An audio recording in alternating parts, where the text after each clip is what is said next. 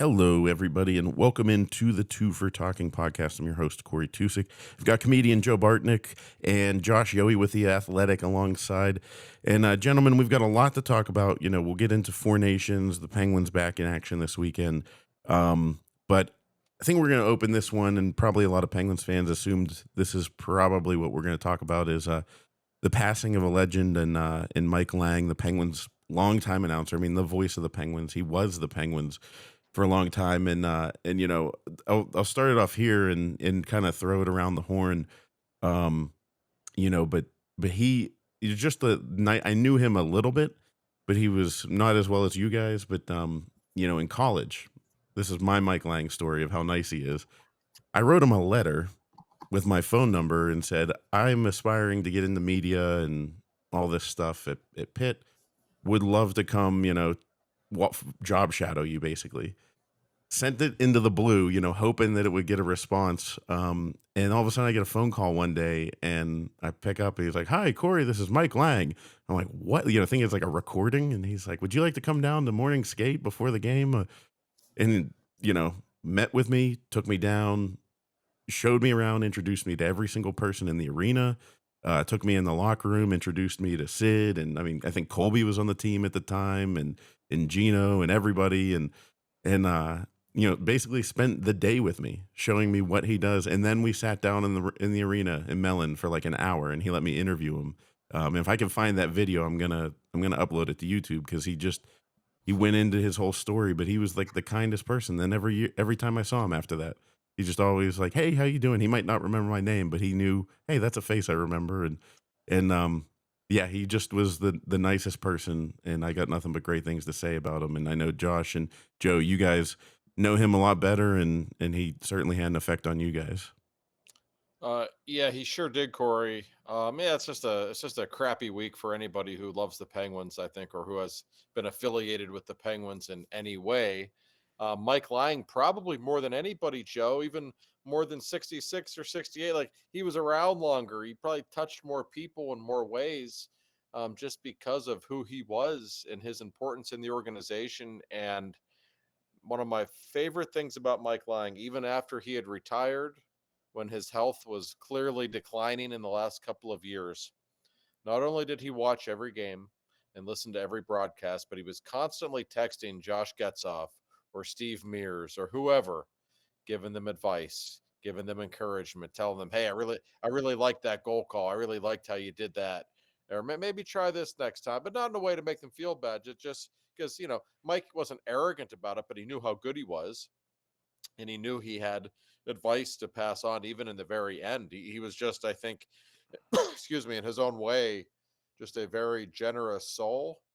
And Joe, we're gonna miss him every day. I mean, this is there's no way to paint this picture in a pretty way. It just sucks. No, you're absolutely right, fellas. You know, I can get into my little personal thing with Mike after I just talk a little bit about. I do not think it is an understatement to say that he's no less than the third most important person Hmm. in Penguin history. And I don't even know if he means more to the Penguins than Sid, because I was around in the 70s, in the 80s, when we've talked about this for years. Before Lemieux, they were the Clippers, and they had nothing going for them except everybody loved their announcer. That's And so wild. he made every loss entertaining. He made you he made you feel like you knew you were watching greatness, even though that was Doug Shedden up against Bossy or Trottier or Guy Lafleur. Like ah, excuse me. So he was such a fan of the game that he brought you into the excitement of the game, and everybody knows his sayings, his catchphrases, and they're worldwide. That's where the whole world knows who he is. That's where the whole hockey world is mourning his passing. But his ability to call a game when you're in your car and you feel you're like in B-16 is really why he's a Hall of Famer. You could just sense it. You could sense when something good was going to happen or something bad was going to happen. And I don't know how he could do it. I mean, it's really why he's the Hall of Famer. And as far as people go, it was an absolute Hall of Famer. I just met him, I mean, maybe 6, 8 times. Nothing but absolute class. And honestly, in the same way that Lemieux knows he's royalty, but not in an arrogant way, but knows he makes everybody's day when you Mhm. run into him. I really felt like that's the same way Mike Lang did. Like he knew he was special, and he knew how much he meant to everybody. And it's just an incredible human being. And I'd see him at the Decade because he loved his music, which has been well documented. And he was great. I was just a college punk, and he was fun. Or not even a college punk, just just an unemployed drunk. Uh, and he was just a hockey fanatic who drank too much, and he was always nice. And then when I met him, and I'll just say my one, I met him at DV a few times, 4 or 5, but the best was the one time, and he might have just said this. Who knows? I'm not saying he's a liar, but he said he goes, I like puck off. I'm like, almost fell off the old stool in the old studio. And he goes, how many times a week you do it? I go, one. And he goes, what do you do the rest of the week? And that's literally why I started doing the morning skates every day for 7 years, because the Hall of Famer called me out. Like, I must be lazy if Oh, Mikey says, what do you do the rest of the week? So I thought, you're right. But that's kind of my personal thing. But I just, my grandfather, my grandfather never saw Lemieux, and he listened to Mike Lang every day. And yeah. and then he's, I'll be quiet. You guys can start talking. No, he's Mike Lang. I mean, I agree with you. Put them in whatever order you want, but Mario and Sid and Mike Lang are the three most important people in franchise history. I don't think there's any question about that. And I don't know what other franchise could include a broadcaster in the top three most important people in franchise history. But Mike was that guy, not only for the longevity, he did it for 45 years, but just the impact he had on people. There was something completely different about it. In a way, it was fitting that the Penguins got their asses kicked on Saturday, on the day they honored Mike Lang, because those were the games that he made. Like, seriously, he called a lot of those games in the early days, especially, and you kept listening or kept watching because of him.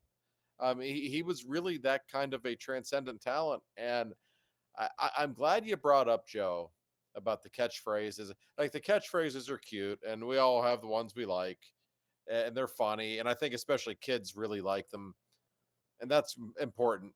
But I almost feel like when people make such of a big deal out of the catchphrases, that it distracts just from this incredible talent that he had to call games. Just his anticipation. He knew when the Penguins were going to score like 30 seconds before they did. Like, he always knew. I remember so many times he would be on with Stan sometimes before TV games, and he'd say, Stan, 66, he just got that look in his eye in warmups. I'm like, oh, he's gonna have a big game, and there was like a 5-point game coming. Like, he always knew. For a kid from California to have this feel for hockey that I think was just something he was born with. I don't think that's something that you can just watch a lot of hockey games and all of a sudden you have a feel for it. I always thought was a pretty extraordinary thing. So just his pure talent as a broadcaster was incredible. And just, to get to know him as a guy, he was so funny, so quirky. He was a different kind of guy. He had a private streak, but then he had an incredibly public streak where every bartender in Pittsburgh knew him. So I mean, he was very much a man of the town in his own way. And just personally, to get to know him over the years, one time he pulled me aside. He goes, I need to talk with you. He always told me, Mr. Y. And I need to talk with you, Mr. Y. I'm like, oh shit, Mike Lang's mad at me. I said, yeah, what's up, Mikey? He goes, you're asking Biles some of these questions. You're getting a little too hard on him. Stop trying to be tough guy reporter. This is a pretty goddamn good hockey team. You got to lay off just a smidge. So I wrote an article a couple days later, and he says, Mr. Y, that's what I'm talking about. That's a good article. I'm like, oh man, Mike Lang reads my articles. This is unbelievable. So he was great. It's the only time in my life, guys, I've ever had tears in my eyes when I was writing an article. Like, I was I found out the news pretty quickly last Wednesday, and it was, somebody I've known for 15 years, and that was kind of the voice of my childhood. And I think for so many people, it was. I'm certainly not alone in that, and that was tough. And there were not many dry eyes in the press box Saturday during the press conference. I promise you, during the ceremony, he was absolutely beloved by all. Well, that's what was interesting. Not interesting. That's a bad choice of words. I like have 9 things to say. You Mhm. keep making me think of more stuff. Uh, but the way you said how the old bees buzzing around the Oh hive. yeah. Yeah. But if you knew his cadence, not Mm. his cadence, his the way it was like you just knew if it's like okay, they'd be like Steven steps over the blue line. He sees Francis Ronnie coming down Liberty, and then it's always and they go, and then he'll just go Lemieux. And if he waited that extra second, you knew he was gearing it up. Like you just knew, and like, hey, shit, and you could just feel like it's coming. And the thing that's amazing too, I've thought about this for years with him of how great he is, and this is no slight against anyone else in any broadcasting. But if you listen to the game on the radio, it's a home game, and he breaks into the hey shoots, you hear the crowd reaction in the background, and you know what happened. But it would be in a road game, and he wouldn't say he scores. He would say the hey for like 6 or 7 seconds, and you knew what happened. You know what I mean? And it's like, at what broadcaster could bring that energy where he hasn't even actually articulated what happened yet, and you're like, oh man, like you're high fiving everyone. It was unreal. The other I think the other thing that makes him like the Hall of Famer, even more so we were talking about not just the catchphrases, was no one loved the Penguins more than Mike Lang, No. but he was not a homer for Mm-mm. homer's sake. I mean, he really called it down the line. Like, he'd always be like, he got his hand in the cookie jar or whatever. Like, I don't like that penalty, Staggy, or he didn't need to take that. Or, he wouldn't throw guys under the bus, but he called it like it was. Like, that penalty, Staggy, I don't know. He knew he played it down the middle, and he gave credit where credit was due to the other team, which a lot of announcers in his shoes never do. Because I watch a lot of out of town announcers, and they're they're Oh. they're so pro those colors. It's nuts. Well, one thing I learned, especially when I started covering the team, like Mike would really take the time to get to know players on the other teams, which a lot of broadcasters, they don't care that they're the home team broadcaster, whatever. I would see him in the Devils locker room before games, chatting it up with Marty Brodeur, stuff like that. Like, and people like Brodeur, like, really appreciate. They knew who Mike Lang was, and so it was like, oh wow, a celebrity just walked in, Mike Langson. So they would always give him the time of day. But I always appreciated that, and I learned over time how incredibly hardworking he was. I always thought broadcasters could just show up at 7 o'clock and broadcast the game. Mike was at every morning skate talking with people for hours. He would show up at 3:30 or 4 o'clock for a 7 o'clock face-off, and he would sit in the media lounge. He'd have his cup of Dr. Pepper with him, and he'd have a couple of darts in his pocket, and he had this notebook, and he would just sit there and take all these notes. And one day I sat beside him. I said, Mike, and I had to be careful because he kind of liked to be left alone during those times, right? But I said, hey, 10 seconds. He says, what'll it be, Mr. Y? I said, so what the hell do you write in that notebook every day? I got to know. And he showed me all these stats and everything. And he told me 99% of this stuff will never make it to the air. But in case this happens, in case Sid scores 3 goals in one period for the first time in his career, then here's how many times this has happened and how many this has happened. And so, just in case it happens, you got to have it ready for the listeners. That's what he would always tell me. Like the hours and hours of work he put in for stuff that was never going to make it to the broadcast in all likelihood. I'm thinking this guy's already in the Hall of Fame. He's a legend, and he's in his 70s, and he's not well, and he's still putting all this work in. Just the pride he had in the job, it always astounded me. And I think a lot of that, guys, was the affection that he had for Pittsburgh. I mean, for a guy who was from Sacramento, let me tell you something. He didn't go home very often to Sacktown. He was in Pittsburgh 12 months a year, even during the off season. He really fell in love with this city. And we like when people like us in Pittsburgh. There was just that natural connection there, I think, and he loved it here, and he loved being Mike Lang. Like, he wasn't arrogant about it, but he knew the effect. And we say the same thing about Sid and Mario all the time, Joe. Like you said, all three of them have that in common. They know the effect they have on you. And so Mike, he'd be at practice and he'd say, "Well, I'm gonna call it a day." He'd be like walking out to his Cadillac. I said, "Mike, I'll see you in 2 hours because you're still going to be signing autographs." He goes, "Ah, bullshit." I'm like, "Okay." So he would leave, and 2 hours later, he's still there. And he wouldn't just sign an autograph. He'd, "What's your favorite phrase?" And he would sign, "To Jimmy, Michael, motorcycle, Mike Lang." It would take him forever to do one autograph, and he loved it though. And the fans circled around him like he was McCartney and Lennon. Yeah. Oh yeah, I mean, remember the first parade in '91? Or wasn't even a parade. It was just the show up at Memorial, Jesus, uh, Point State Park. Yeah. Point State Park, Uh, and that was the biggest thrill. Was, and he goes, Elvis has left the building. Remember Elvis came Yeah. out? Oh yeah, yeah. yeah. Yep. I mean, it was our first parade. We didn't know what we were doing. That's right. No, it's true. We didn't. Come 2017, like the parade will be taking the normal route. Right. Yeah, the Oh, first one it was a little more chaotic, I think. It was nuts. I mean, the whole thing was nuts. No one enjoyed it more than Mike too.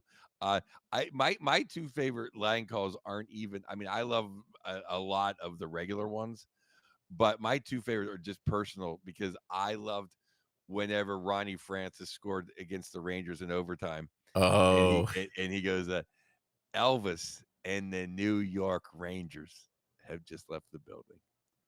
he had a certain level of disdain for that team after they took out Uh, Mario, didn't he? You Yeah. know what? You know what Mike told me real quick, Joe, before you mention the other one, regarding that series '92 Penguins Rangers. He told me that's the only time in his career when the game ended, Game 6, and the Penguins had vanished the Rangers. He actually stood up and gave the Penguins a standing ovation with the crowd in the booth right as the game ended. He says the only time he ever did it.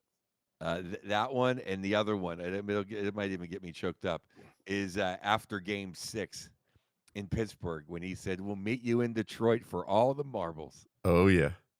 That Yeah. still gets me fired up. Like that was the greatest ever. Uh, yeah, I mean, there are so many. Yeah, that one certainly is one.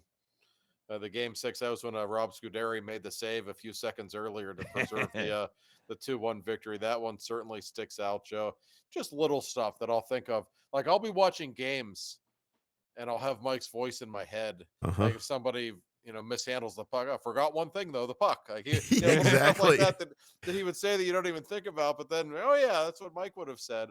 He had all the take the heat out of a hot kitchen, like all the stuff that I like that stuff better than the goal calls. Actually, I just thought that was so cool and painted a picture of the game that was so crisp and precise and different than anybody else.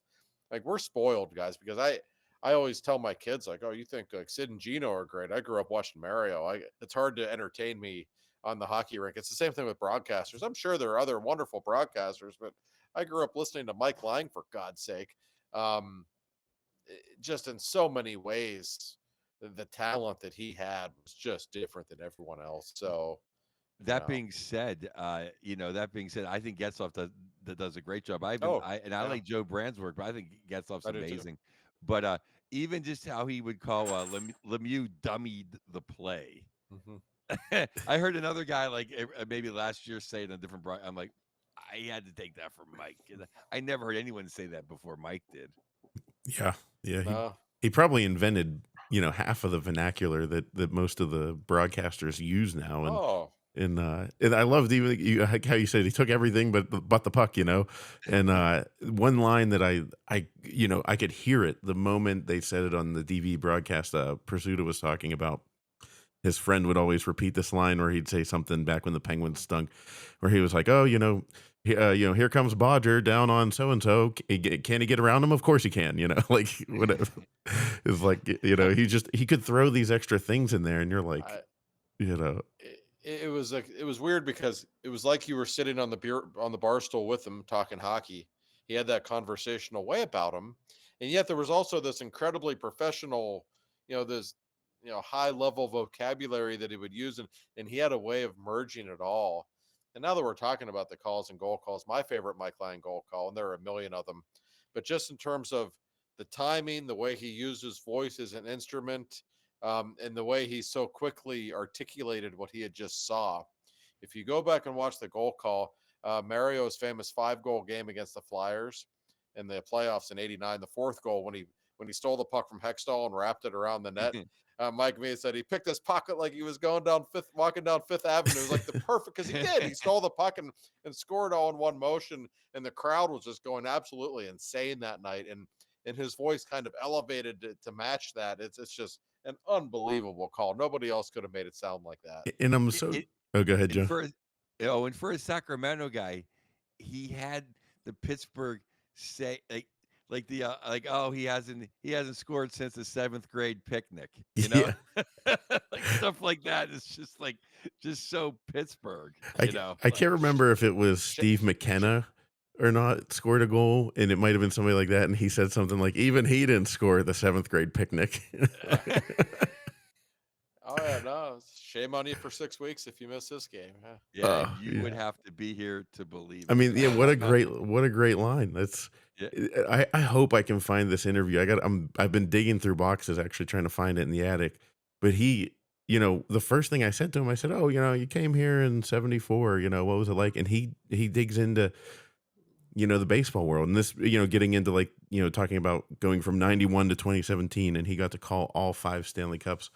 um, he said, I was a kid from Northern California and the Giants, never won anything. Um, the 49ers were not a dynasty yet. He said, I grew up, I didn't see anything. I never saw winning. He's like, and then I Yeah. come to Pittsburgh and the first thing I experience is the Steelers win the Super Bowl, and it's like baptism by fire. So it's just, but you think about that, that's 1974 and it's a solid 10 years before you even have hope before Mhm. Mario's there. Oh yeah, yeah. He grew up in Sacramento. Willie McCovey was his favorite baseball player. He's a big Giants fan, and I I should say everybody has a Mike Lang story. If I may share mine very quickly, it's not an exciting hanging out at the bar Mike Lang story or anything like that. But uh, one of my smartest moments ever on the Penguins beat. I'm still proud of this one. 2017, Penguins had just won the Cup in Nashville, and for those who don't know, not many do, when you're covering a team that wins a championship, it's fun, it's cool to be a part of, but it's incredibly chaotic. Like we have to interview people on the ice, which is cool. We're not allowed in the locker rooms after that game, so you're kind of in a hurry to interview people. There's a million articles to write. There's media everywhere. So in Nashville, it's just this chaotic scene. Maybe 45 minutes after the game, I'm running back to my laptop to write, and all of a sudden, out of the corner of my eye, I see Mike Lang just sitting close to the broadcast booth by himself, just kind of staring into space. I thought, you know what? My article can wait 10 minutes. I got to go have a seat over there. So I just walked over and I said, Mikey, you got a second? And he waved for me to come over. And we just talked about hockey and life for 10 minutes. And he looked at me and he said, it's the 5th one I've got to cover. It might be my last one. He said, I know I'm coming to the end here. He goes, God damn, I've been lucky to be a part of this franchise. Like, how great is this? And we just, we just both kind of smiled and we talked about it for a few minutes. Just to have a few minutes to share with him in that moment when, like, we were in this quiet little area. There's all this pandemonium everywhere around us. Just to hang out with him for a few minutes. That's a cherished memory for me and my years covering the Penguins, just to be around him because he was just a different kind of guy and always so nice to me. And I will always appreciate that I got to share that with him. Yeah, yeah, the absolute best. Nobody better, and rest in peace. And I, Mike Lang, and I think there should be a statue outside. And somebody on the radio Yes. was saying, imagine a statue that when you walked past, it triggered a goal call. Like it's just yeah, it's crazy to think him, Sid, and Mario are the 3 people that honestly, if it were not for them, they might not be here. Oh, Because I guarantee you the ticket revenue was not going to be good enough if Mike Lang wasn't calling those games in the late '70s. no, not even close. I mean, that there's, and even in 2002 and 2003 and 2004 when they stunk. I mean, yes, he in the 80s, they used to sign autographs at Calusi Chevrolet, Joe. You probably remember that. All the Penguins would sign autographs. They'd always bring Mike to be part of it too. And that was like as big of a deal as anything to get his autograph. He was that big.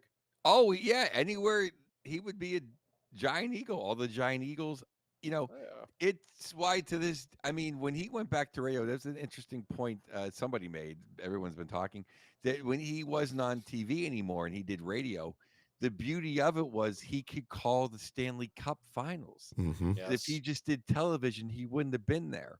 that's right. So that was just amazing that he got. We got the opportunity to hear him do that.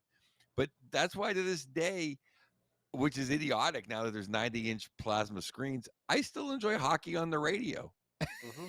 And I was happy when Getzlaf was doing it, and I thought that was Mears' best year when he was doing it on the Yeah. radio. Oh, yeah. There's something about the theater of the mind, and Joe Brand's doing a good job now. Because I mean, if you ask me, would I rather watch like the national, some of the national guys, especially back in the day, not Doc, but other guys, I was not as in. I'm like, I just want to hear it on the radio. Mm-hmm. I'd rather just listen to Mike Lang call it than Well, watch it. and I thought it rejuvenated Mike's career a little bit when he went back to the radio for the last 15 years or so. I mean, he was obviously great on TV too, but I think it takes a real talent to be that good on the radio. That's a different where you have to describe things. And Phil Bork, the old 29er, I've done a couple of shows with him in the last week. It's been a really hard week for Bork. He and Mike are so close, and he told me a great story that I'd never heard before. Uh, Mike was explaining to him about doing games on the radio when they started working together, and Mike's told him, he said, I've met some Penguins fans over the years who were blind and they can't see. So obviously all they have is the ability to listen to the game. And he said, I always think of them first. And I think, how can I describe it in a way that they could understand it? And he said that was the foundation of his work on the radio. And then it would kind of expand from there. And I never even Wow. heard of anyone say something like that before. But I think it tells you really in his own way what a sweet soul he was, that he would think of people who are, unfortunate circumstances. And also that he would, just fundamentally use that. Okay, like it starts with them. They literally can't see. So how can I bring this to life for them? And that will also obviously make it easier for everyone else. So just unbelievable guy. And I don't know if this analogy works, but it's also too, like TV is like your top 40, or that's like your 3WS, Hmm. where you're doing it this way.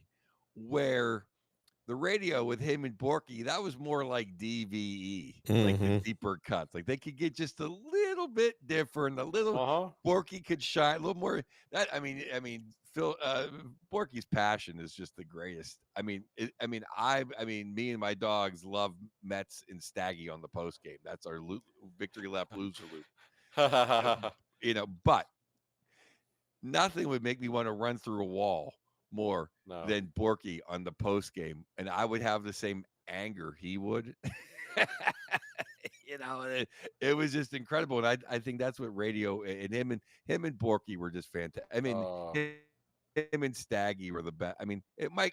What's the common denominator? I mean, those two guys are great, but they were with Mike. I mean, it's just, Yeah. he brought out the no, best in every Staggy. That's the best. when I think of Mike, and it actually worked out great for the ceremony the other day. Edzo flew in early from Chicago for it, which was really nice of him. And of course, Staggy was there and Phil Bork were there. And those are the three guys when I think of Mike and his broadcast partners. There were others, but those are the first three I think that you think of. And it was so nice that they were all there to be a part of it. And you're right. The old 29er and Mike in the final years, man. I mean, Borky just bleeds black and gold. And those two were so darn good together. I mean, you're right. The passion that they have, and also just the chemistry that they developed over the years. It was a very real thing. And last time I talked on the phone with Mike was 4 or 5 months ago. And the last thing he said to me was, "Make sure you're taking care of the old 29er for me." Like he loved Phil so much. So yeah, it was just I don't know. It's been a rough week for everyone. If you could have seen the press box during the ceremony, guys, I mean, oh my God, it wasn't pretty. Everybody was feeling it. in the last few days. It was just we knew the news was coming at some point. We He knew he was wasn't in good health, but it was hard. Yeah, he was like everybody's uncle, the entire city of Pittsburgh.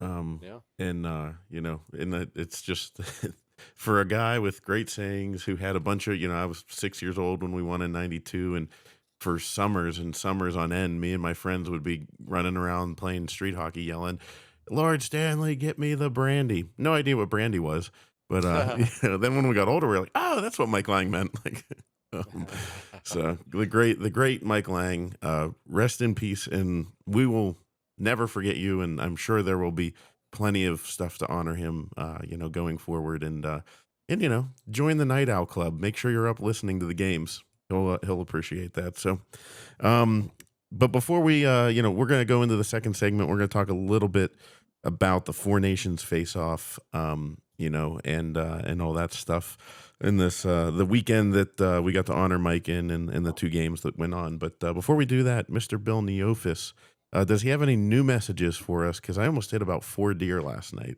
So, Did you really? oh yeah, See. Well, see, he will be providing more content soon. He likes to write his own little ads sometimes, which I love. I think he was too worked up about the loss to the Rangers yesterday. Bill and I actually chatted pregame at PPG, and I said, "Yeah, I knew you'd be here today because the Rangers get him worked up, so he was certainly ready for that one." But we'll have new messages soon. But we always like to let people know. It's the same old story. We're going to keep telling you every week because we're not going to sell you a bad product. Bill Neofis is the greatest. The Neofis Insurance Group. They're located in the North Hills of Pittsburgh, not far from McKnight Road. Just a wonderful group of people. They will make you feel comfortable. They will make things easy to understand for idiots like me who don't always understand how insurance works.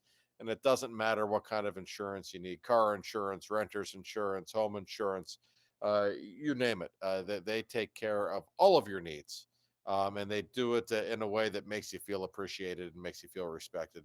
Legitimately good people. Their number is 412 364 3388. That's the Neofis Insurance Group. Give them a call.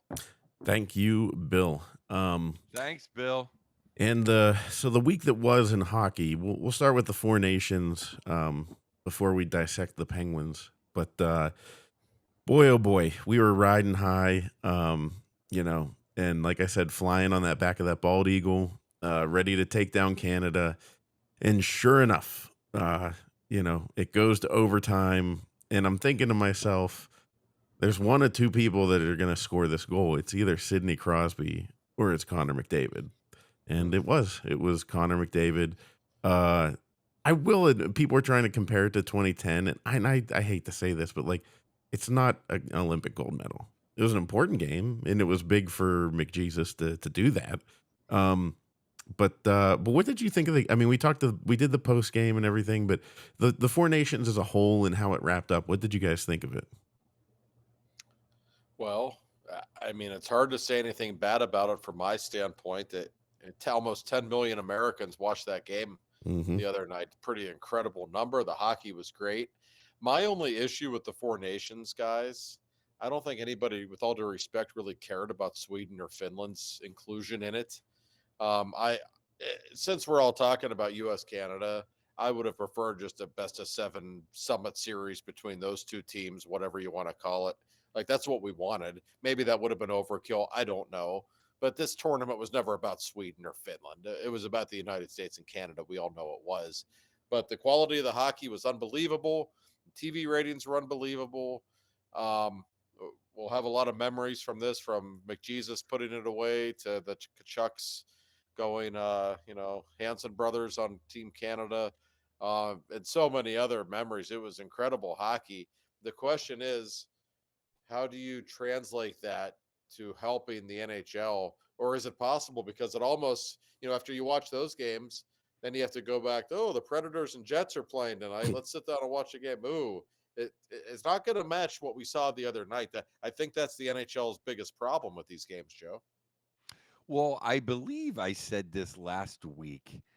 It never matches up because the Olympics are always like, oh, it's America, people want to watch and it's exciting. but they were really tuning in to watch figure skating on an hour later. And they're Hmm. not going to tune in to watch Jets versus Columbus. Yeah. it's just the way it is.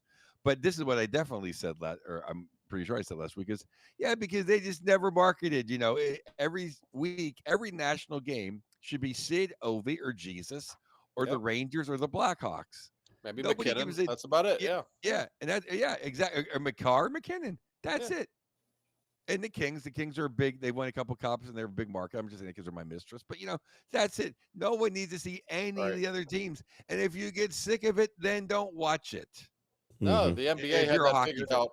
Right. yeah, that's what I said. It was Yeah. always the Doctor or Bird, and then Magic, and then Jordan, and And that's then it every and then week. Jordan was on every Sunday afternoon on NBC forever, and that was okay. Like that's Yeah, The yeah, only that's just way the way it people in is. Pittsburgh are gonna watch is if Jordan's on. yeah. Right. And it's like, I understand Buffalo has high ratings because there's nothing to do in Buffalo and they're a great hockey town. But you got to, if someone in Iowa is like, who's on? Oh, Sidney Crosby. Oh, yeah. Alex Ovechkin. Yeah. And oh, Jesus. Yeah. We heard about that guy. And that's it. But they're not going to do that because the third line winger in Saskatchewan means just as much as Alexander Ovechkin. So, Yeah. we figured that out. But you know, yeah, I mean, the only reason why I was hoping Finland was going to pull an upset somewhere, just so Canada wouldn't make the finals, just so it would just piss everybody off in Canada. Because to me, because you didn't want to invite Russia, well, there you go.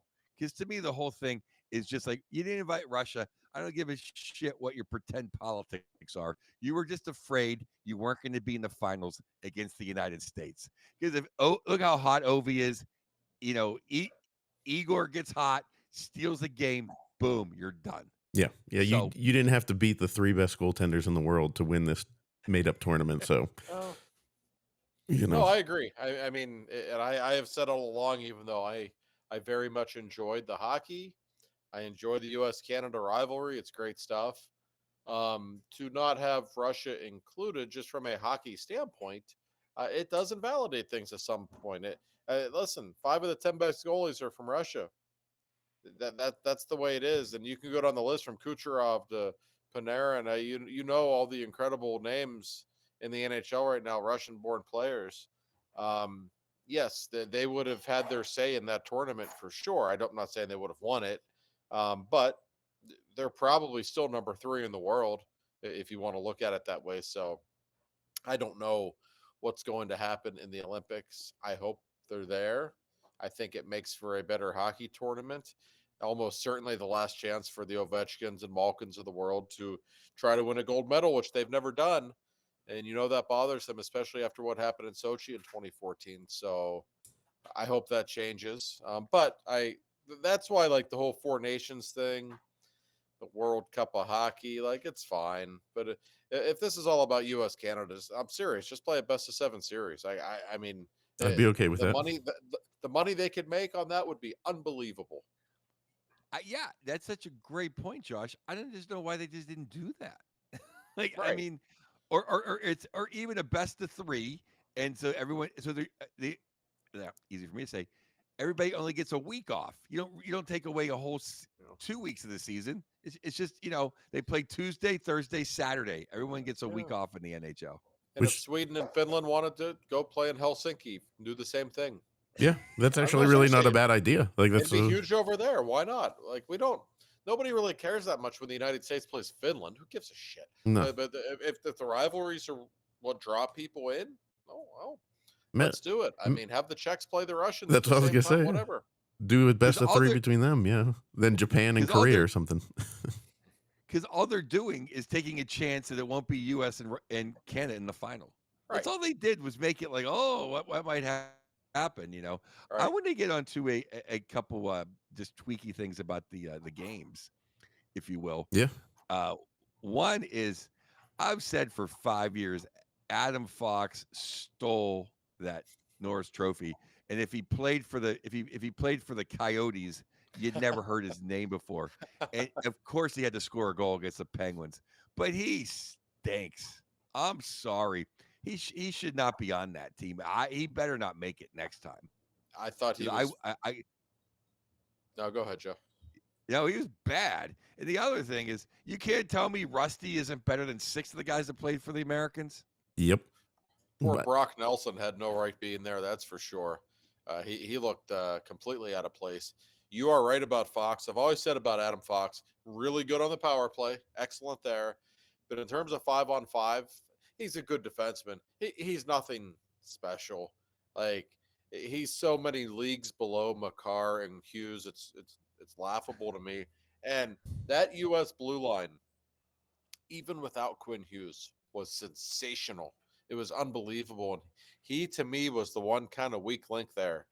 He stood out to me as a guy who I thought, just in terms of skating, had a really difficult time keeping up with the pace. I agree with you, Joe. I wasn't impressed with him. I've never been a huge fan of his. And I think, given how much talent they have on the blue line, like there are better choices. There's no question. And a healthy Quinn Hughes alone, I would think, should be enough to keep him off of that team next season for the Olympics. Yeah, because the Sanderson kid played great. Yeah, really good. Oh yeah, Charlie McAvoy, boy, his loss was felt too. That guy's a good mhm. player, I really mean, good player. that was the difference. I think in the final game was we lost Charlie Mack and they gained Makar. Yeah, and Makar was so good in that game. I mean, Yeah. and again, when it's a one-game thing, you can play him 30 minutes, and he's playing with Taves, who's his defense partner in Colorado, so they obviously know how to play together. No, that was a huge deal for Canada having him, and I think Quinn Hughes having been available would have been a very similar such thing for the Americans if they had the ability to use him, which obviously they did not. But that American blue line though, Jacob Slavin was so good in those games. I mean, he's the best defensive defenseman in the game. I give him a lot of credit. I thought he was outstanding. So if you're Team USA moving forward, looking at the Olympics, you got to be happy with your blue line. Hellebuck was good. You know who your goalie is. They just had, I think, too many forwards kind of let them down. And in particular, like, I'm sorry, but your biggest names, Austin Matthews, no goals. Jack Hughes, no goals. Jack Eichel, no goals. You can't have all of your best players do that. Whereas Sid, tied for the lead of Team Canada in points. McKinnon had the most goals. McDavid scored the most important goals. All three of their best forwards, they showed up in a big way. You can't say the same for the Americans. And I'm not saying this. Excellent point. No, Excellent point. And Madden made a great point that the Canadians just took the 12 best players or the 12 superstars. Like they didn't bring Tommy Wilson, who I thought they should have brought. They didn't bring Laurie, who I thought was a great third or fourth line center. No, they just brought their 12 superstars, and they'll make the other guys penalty kill or Mhm. play third and fourth line. The United States brought third and fourth liners. Well, then Yeah. they're going up against the superstars of Canada. yeah. So And you're right. And I might add, they don't call penalties in these tournaments anyway. So if you're bringing guys because he's a good penalty killer, well, is it really making that big of a difference? Probably not. Yeah. it's such a great point. Like, yeah, and exactly. And you know what? For the gold medal, I think Sid and McKinnon will go out there and kill a penalty. Yeah. Right. Yeah. Exactly. Yeah. Yeah. They'll You have know, no problem doing that. And That's I'm not right. just saying this because the leader of the Brian Rust fan, I don't know, fan page, fan brigade, whatever, is with us, because I'm a huge Rusty guy too. I'm sitting there watching the third period going, who they could really use right now? A Brian Rust, a big game Brian Rust, because Oh you yeah. know who scores a goal there? It'd be Brian Rust. No Mr. doubt. Elimination. No, you're right. And speaking of people who are great in big games, I will say Jake Gensel was outstanding, really all tournament. But in that final game, I know he didn't score, but man, he did everything but score. He set up what Uh, should have been the game winner. that pass he made to Matthews was brilliant, and I wonder if Gensel would have won the MVP if USA won. I don't know, but he led the team in goals. He was so good that game. I mean, he was everywhere. Yeah, yeah. And do you guys think? And I'll start with Joe here. I mean, being the Rusty guy, do you think that this outcome kind of secures Brian Rust being on the team in the Olympics? Because you had Chris Kreider sitting there literally benched in the third period when you are already down a forward. Kachuk is out because of an injury, and Kreider is just sitting on the bench. And I'm thinking to myself, Rusty. I didn't. Yeah, I didn't understand that benching either because he scored the only goal on Tuesday or Monday for Hmm. Team USA. Um, I don't know because then they're talking about Tage Thompson, and I know he's 6'5", but who the hell did he ever beat?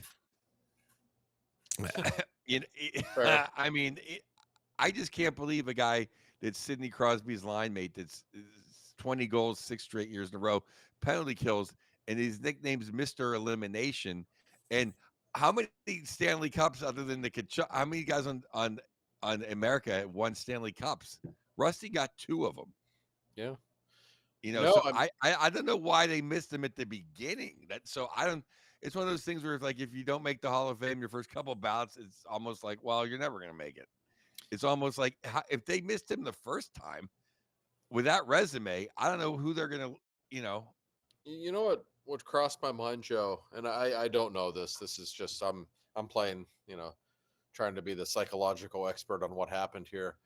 But when Mike Therrien was the Penguins coach, he was extra hard, like to the extreme, on Crystal Tang, on Marc Andre Fleury, all the French Canadians, because he was very sensitive to being perceived as favoring people from Quebec. And I almost wonder if, along those same lines, Mike Sullivan and Billy Guerin almost thought, maybe even unconsciously, like, if we take Rusty, maybe that looks bad because he's not really a huge name, and we know him from Pittsburgh and we love him, and maybe we don't want to be viewed as favoring those guys. I don't know that. That's just a guess. But they missed the boat on that one. They were wrong. He would have been perfect in that tournament. I think there's a real chance he makes the Olympic team. The only things that are working against him are his age. I think he'll be 33 in May. And I love Rusty as much as you guys. He gets hurt a lot. He needs to stay healthy, especially I think next season. That might be something that will hurt him. But listen, you got the bigger ice in the Olympics. He can still fly. He has no ego. You can play him 7 or 8 minutes. His big game resume speaks for itself. He kills penalties, and he's talented enough to play with top level players. Put him on the same line as Jake Gensel. Those two play great together. Mhm. It doesn't matter who the center is. So I think it makes a lot of sense moving forward. yeah. I mean, other than I thought Eichel played a great defensive. I thought him and Yeah, Matthews played solid, right? they But they didn't did. come up. They didn't come up big.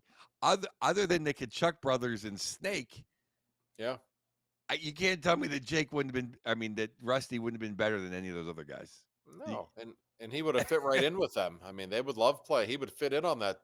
I mean, listen, I know Matthews is wearing the C. That's great.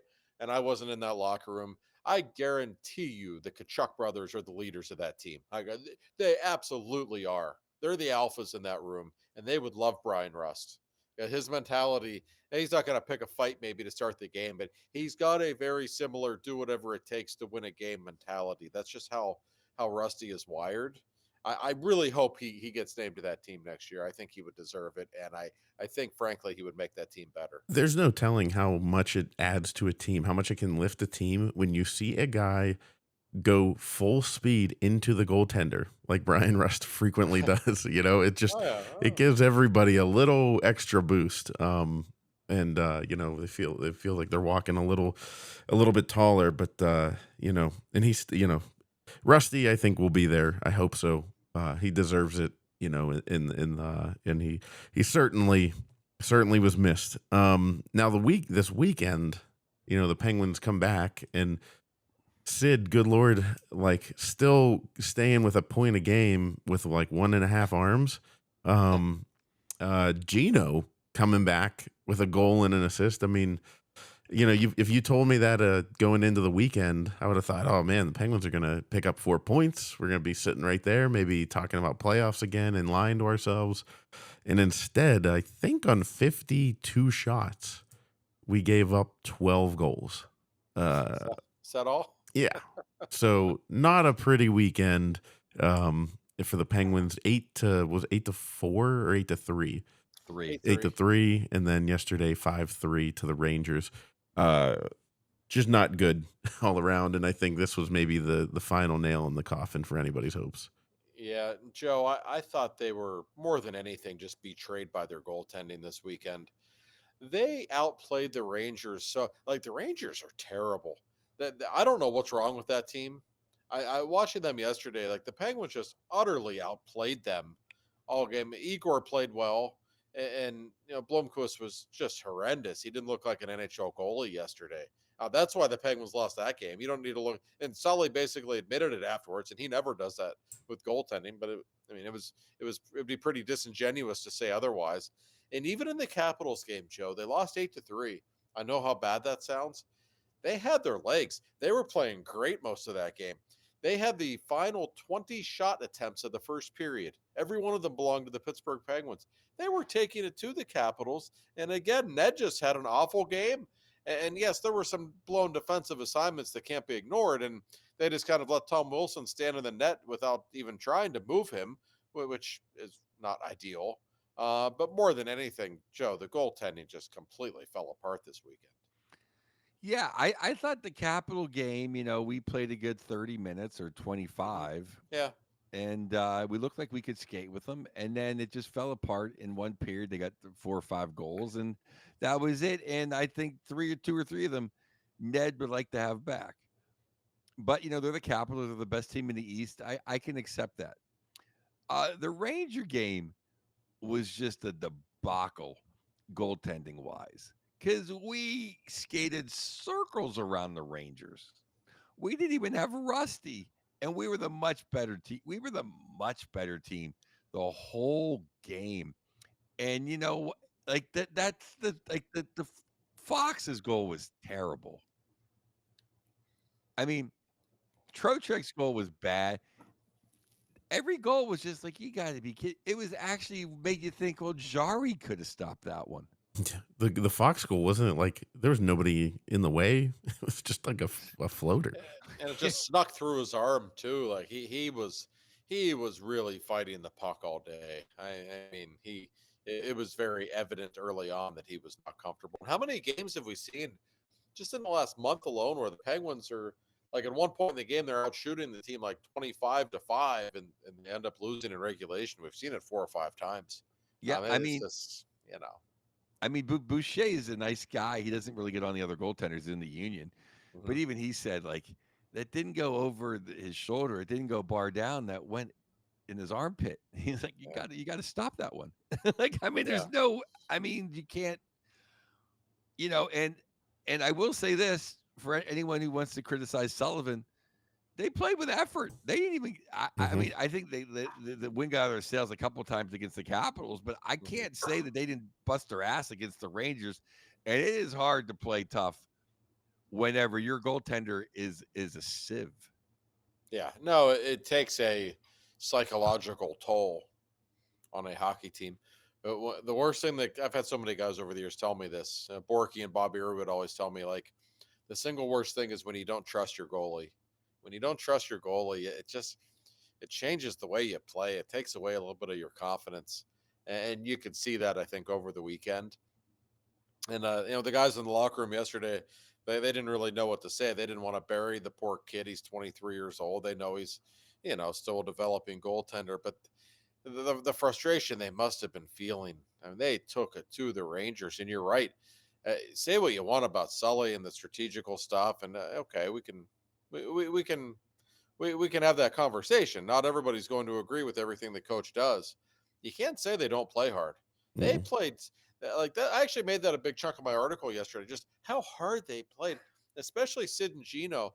Like Sidney Crosby. Like look what he's been through in the last week. Like seriously, that was like his 4th game in 6 days, including this gold medal or whatever we want to call it, the final game of the 4 Nations, and having to play back to back. I said to him afterwards, I said, "God, you must be exhausted." He goes, "Nah, I'm okay." I said, "Get out of here." I said, "Really?" He said, "Yeah." He said, "Maybe I'll feel it if I actually just slow down for a few days, but as long as I keep going, I'm fine. I'm looking forward to getting to Philly." I'm like, "Oh, okay." He's such a hockey junkie. I love it. Oh yeah, I mean that's him. Gino totally had his legs. Oh yeah. And I'll tell you, for how shaky Shesterkin was, and now I feel like I just bring it up every segment. I think we win if Rusty plays against the Rangers. I think some of those loose pucks laying around the net, I think Rusty has a way of digging those out. It's funny how he always finds those, isn't it? Yeah, It's something. It's people think that it's luck getting that puck and on your stick in the crease. And I want to throw this out to you, both of you guys, that I think that when Rusty comes back, hopefully it's because now he's just out because he had the flu. He's not hurt. Is what right. I think you play Rusty with Gino. I don't want to hear Madden cry about it, or Raquel with Gino. Somebody, Gino's playing way too tough and way too hard to have like Bunnings on the third line. He has no one. I'm a Tomasino guy, but he needs some help down there, and that way they're not a one line team. He had Cody Glass on his line yesterday. I wonder if Gino knows Cody Glass's name. I'm not honestly. Yeah. I do. Yeah, I know. He's not hitting the line mate lottery these days. That's for sure. And it was kind of weird. Like Bunting's an odd player. He gets streaky and he's really good, but he does a lot of things that are frustrating. That said, he's had some success on Malkin's wing. I'm surprised we at least didn't see him there yesterday, but we did not. Yeah, I don't know. They have a real problem at wing, and that's probably one more reason moving forward why you better be careful if you want to trade Ricard Raquel, because boy, there's not many options there to begin with. Well, I can live with Tomasino and Beauvillier with, Mhm. with Gino. I can't live with Cody Glass there.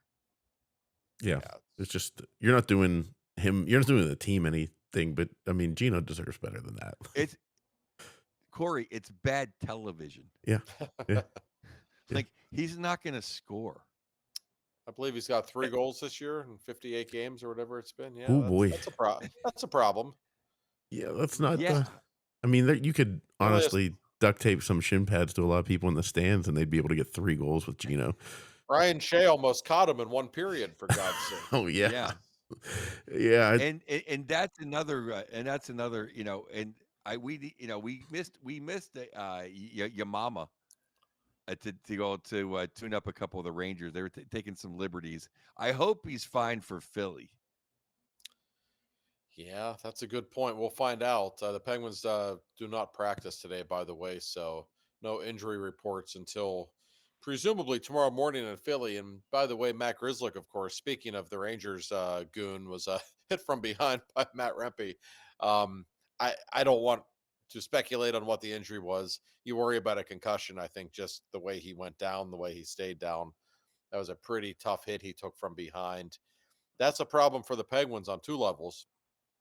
He's been one of their best defensemen.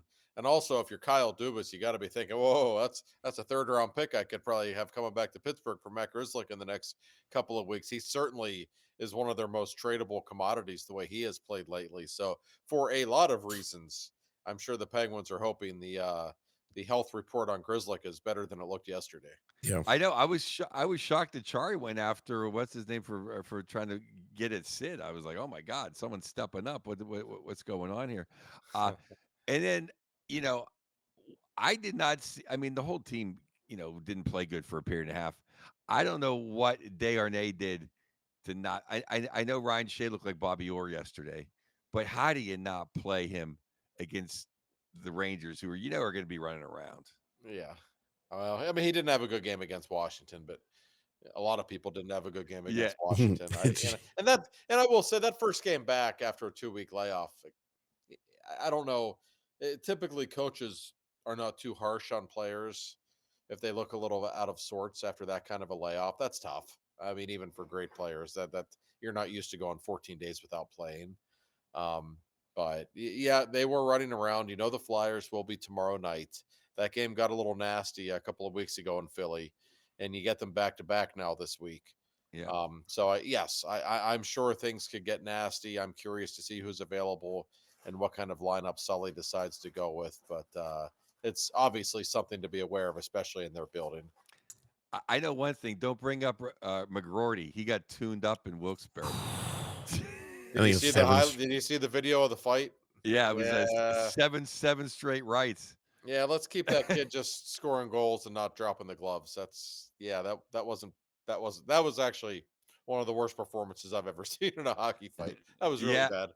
I mean, like, and of course, everyone in Winnipeg loved it. It's like, who Oh. cares? Yeah, I know they couldn't. But Well, The Winnipeg fans, Joe, they always have very creative chants during games. Like when Eric Stahl was there years and years ago, they were chanting "Jordan's better" and stuff. Yeah. Well, when we were there in October, they were chanting "Where's Rucker," which was actually kind of amusing because he had just been sent down to Wilkes-Barre. Well, that being said, if Imama can't go, can we get somebody up here that is not Matt Nieto? Yeah, I don't understand at this point what he's still doing in the lineup. I understand there's some guys in Wilkes-Barre that they prefer to leave at that level for the whole season to let them get seasoned, whatever. There's got to be a better option, a younger player, somebody who might have a chance to score a goal because it's not him. Yeah. Or anyone who's on the waiver wire every morning is a better player than Matt Nieto. I was gonna say, find somebody Yes. off the scrap heap. Yeah, there are better options. I don't understand it either. The guy clearly is done, and I know he's had injuries. I give him credit for what he's played through. He's a nice guy, but there's just nothing there. And him and Achari together on the fourth line, Gives you I mean, nothing. there's That just nothing there. that being said, Hayes turned himself into you might get some form at the deadline. Maybe, and I'm sure they would consider it if they could. He certainly gets opportunities. He hasn't buried a lot of them lately, but man, that Washington game, he could have had 3 goals. I mean, he was everywhere in that game. He just has a real feel in the offensive zone. He knows how to get open. He sees the ice really well. He doesn't look out of place on the power play. No, he's good at it, actually, isn't he? Yeah. Yeah, which you would think he would look old and slow, but he somehow he has, I don't want to name names because then it sounds like I'm comparing him, but he's slow, but he still kind of controls the play, even though he's slow. Yeah, he does. And on the power play, you don't have to be fast. When the game's stationary, I think he's still good. It probably makes some sense, I guess. No, I've been kind of pleasantly surprised how good he has been in that department. But yeah, the bottoms. I mean, listen, they have problems all over the lineup, but that fourth line is it's just so painful to watch. I mean, anytime they have the puck, it's almost comical watching them try to score. Blake Lazadu's had a pretty good season. He's really gone missing as well lately. Maybe it's just because he's playing with those two guys, though. Yeah. It's not like he has anyone to play with. No, and I think they get way too much ice time. Yeah. I mean, they're not the fourth line of they're not the Islanders' fourth line, and they're not the Devils' fourth line with Peluso in 1995. They're not setting any tone. But hey, look, we still suck. Yeah, we scored, but here's your chance. Like he puts them out when we're up. Like, hey, we just scored. Like they're not battening down any hatches. It's not like, No. oh, look who's it's not. We're not sending Bork Airy and over the boards. Dradiate him. I remember, seeing the difference in '06 whenever Yarko Ruutu arrived. And we had a third and a fourth line that could really pound the other team and really hem them in their zone and waste their first and second line. And I remember it was against the Flyers home opener that year. I remember looking at the usher that I was working with, and I was like, man, we haven't seen that since 2001. Like we had years where we didn't have a third and fourth line that could do that. So we don't have that right now. We do not. No, it's a little painful. There is one more point I want to say about everything is, we're back to shit Carlson too now. Yeah. Oh. He just doesn't care apparently. Well, and after the Washington game, Mike Sullivan was asked about Carlson, and the question was actually asked, like, he looked so great in the Four Nations. Like, why doesn't he play like that? And basically, that's how the question came across. And Sullivan came as close as he comes to taking public shots at people when he said, well, when Eric's engaged in both ends of the rink, he's a great player, which was really Sullivan's way of saying Eric's not always engaged at both ends of the rink. And it's typical Carlson. We see him do good things. We see the majesty he has with the puck. But some of the mistakes he made once again, especially against the Capitals in his own zone, it's embarrassing. It's the only word I can think of. Well, I maybe it was Sunday, I think, when he said, well, he has to play defense too. He literally said that. Oh, yeah. Yeah. I mean, It's a shame that Eric is a not a that's his full name because I'd love to see, the Christopher Letang and all that stuff that Phil Bork comes out with whenever somebody makes a mistake. He doesn't have that full name that he can drop on where you're like, "Uh-oh, dad's mad. Dad's mad. He used the full name." No, and it's listen, with the trade deadline 10 days away, Carlson to me is the most important and interesting Penguins name. Yeah, I really believe they will trade him if there's a taker out there. I don't know if anyone's willing to take on his salary, Do you think if they retain given the some? what's that? If they retain some, do you think they will? No, that would help. I mean, I don't know. I mean, I'm still kind of waiting to hear if there are teams that maybe would be interested. He certainly still brings some good to the table as well. Um, but at his salary, I don't know. But I have zero doubt in my mind that the Penguins would be happy to move him if there were a taker out there. He's not a part of their future, and he's just driving everybody crazy. Let's be honest. Yeah. Yeah. Um, He's made so many bad. Just this weekend, he gave up like Oh, 4 goals. I know. Just yeah. himself. Yeah, it's Yeah. just a net negative. It's sad. I do typically I'll tee up a one big question here for the third segment, but I'll just throw this out there. And FYI, I'm putting the onus on sponsors. I will not call it the third segment anymore until somebody sponsors the big question. Oh, So there's plenty of company Iron City Beer. Somebody like that. There's plenty. Yingling, you name it. Whoever wants to throw a pop at me and Joe's hands, we'll just sit there and drink it while the segment's going on. But anyways, the big question that I have is more just the statement. We're kind of bearing the lead here. Gino had some interesting things to say at practice on Thursday. It kind of got overshadowed, Four Nations final, all that kind of stuff. But he was. Were you open? Were you there, Josh, when he was yeah. talking about his future and everything? What all was going on there? He kind of Oh, gave a lot of information that well, everybody I mean, overlooked. I don't know how newsworthy. I mean, he's under contract for another year. Gino never said he was going to play anywhere else or retire or anything. There are always reports about him that he's going to go back to Russia or that he's going to retire after this year. But Gino made it very clear. He's actually talking with Rob Rossi at the time, and he said, you know, no, I'm going to play next year, and Pittsburgh's the only team I would ever play for. So he made it entirely clear, and he's always said that for whatever reason. Kind of like when people want to keep trading Sid to Colorado Yeah, or whatever. Sid always has to say, I don't want to play anywhere else. I never said I was going to play anywhere else. And with Gino, same thing. I really think Gino plays one more year. That's his 20th season. It's the last season of his career. And at that point, I think he's done, if I had to guess. We can see him slowing down, certainly, even though he was really good this weekend. So my guess is he plays one more year and then retires. And he basically implied the same. The people that want to run him out of town, he's he's the no less than the fourth best Penguin. Oh yeah. yeah, yep. And with his So longevity, you have to put him. I mean, with him and Yager, it's kind of no. I don't mean obviously he's Mount Rushmore Penguin.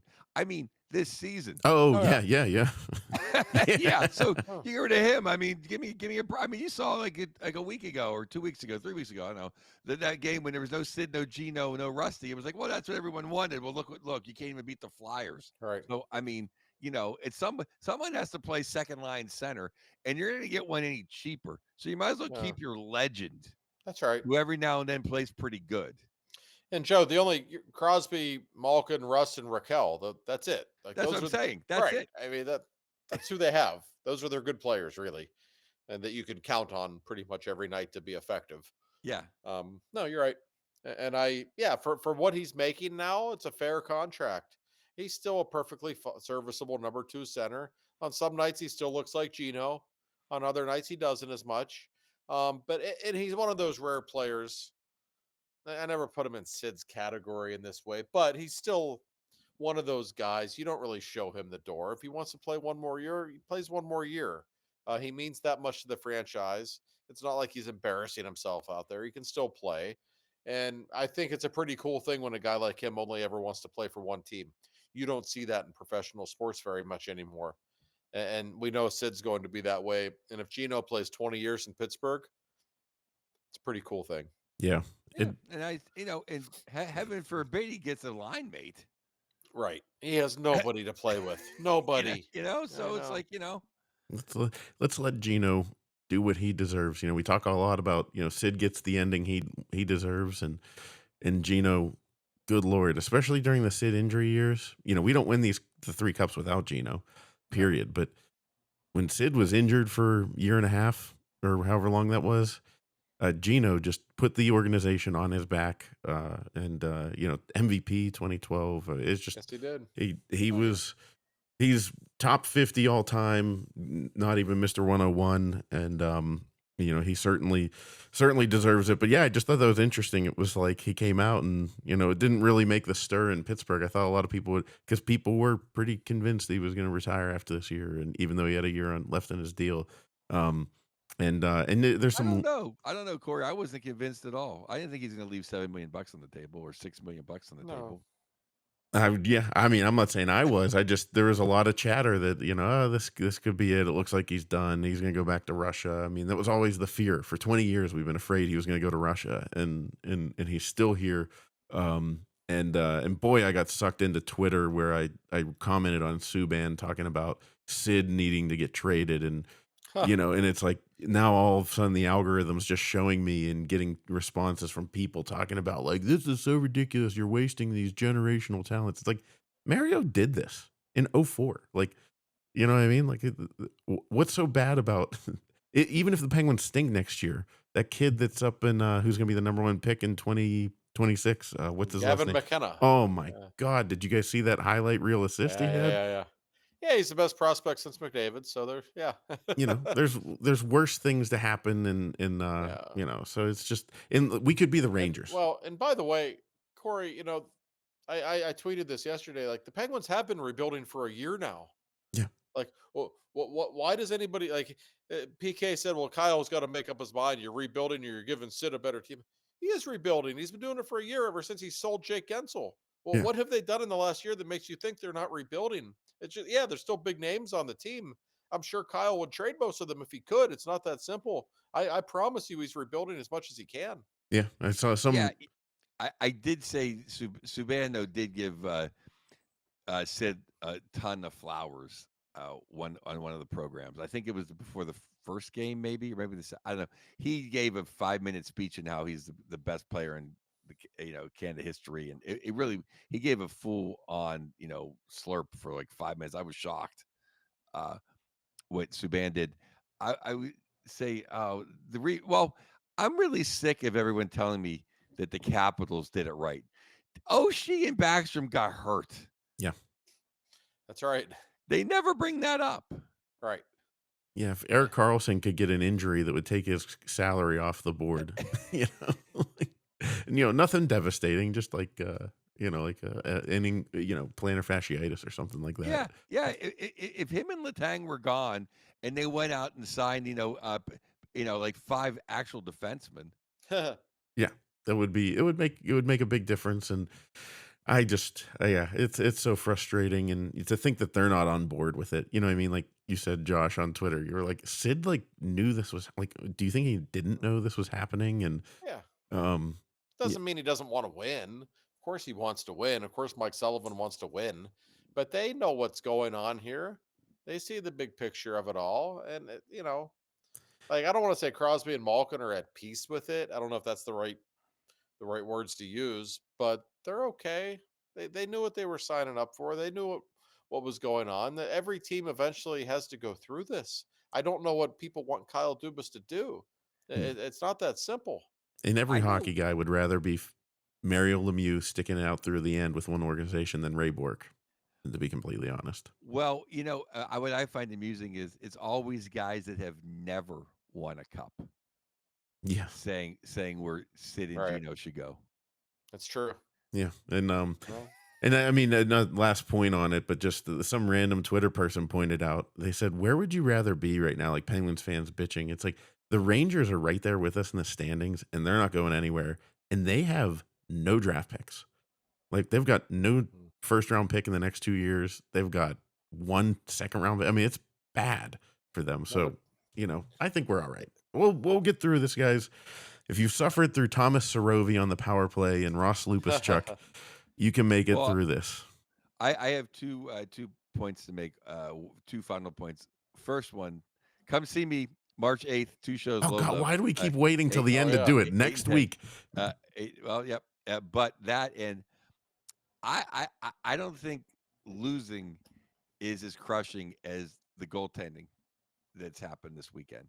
I think they can lose 4-3 and battle the Capitals and come away and go, okay, and go have a beer and go get some sushi. But I think when you kick their ass and lose because it was a wet paper towel out there, I think that's more devastating to Sid and Gino. I could be wrong, but that has to get to you. Yeah. Everybody doubt. go see Joe at the Low Lev Brewery, by the way. Yes. March was 8th. Saturday, March 8th. Nice. And I will also recommend everybody, if you get a chance to go down to Wheeling, and this is a little tease for our podcast channel, but did a nice interview with Sergei Murashov on Thursday last week, and nice 25 minutes, sat down. We'll put it up on the all the where you're listening to this now. You'll find it shortly, but should be pretty excited about that kid and a lot of the stuff he Yeah. had to say. I didn't want to tease it too much, but he kind of talked to a lot of the things that we're looking at the Penguins goaltending as problems, and I think we might have a solution down there. And the organization, Josh, you've said they seem pretty excited about him. So Oh yeah, he's got an awful lot of talent, and Joe's coming to Pittsburgh. You're going to Wheeling. I have to drive to Philadelphia today, so I'm the big loser in all of this. at least you can get a cheesesteak while you're there, No. So Right. You got to go to the Knicks in Reading Market. All right. Awesome. Well, I hey will guys, do it. we appreciate all of you, and hey, the Penguins, maybe tomorrow will be the day. If they can beat the Flyers, that's all that matters, right, Joe? 4 points this week, and I'm smiling like the butcher's dog. Yeah, ode to Mike Lange. R.I.P. Mike Lange, and thank you guys for listening as always.